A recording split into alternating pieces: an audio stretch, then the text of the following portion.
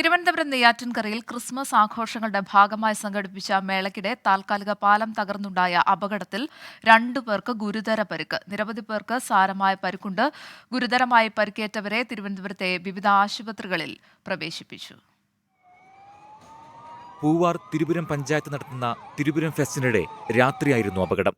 താൽക്കാലിക മരപ്പാലത്തിൽ ആളുകൾ കൂട്ടത്തോടെ കയറിയതാണ് അപകട കാരണമെന്ന് ദൃക്സാക്ഷികൾ. ഏകദേശം 100-150ഓളം പേര് ഈ പാലത്തിലുണ്ടായിരുന്നു.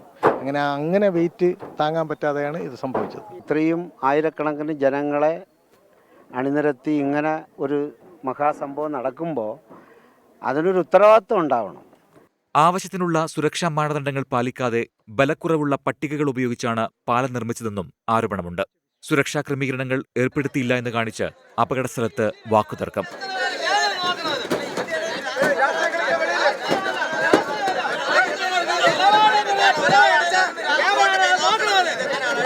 പോലീസ് എത്തിയാണ് സംഘർഷാവസ്ഥ ഒഴിവാക്കിയത്. പരുക്കേറ്റ 2 പേരുടെ നില ഗുരുതരമാണ്.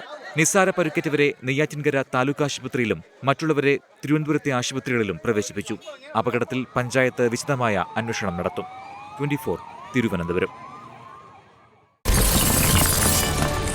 24 അഞ്ചിന്റെ വജ്രത്തിളക്കം.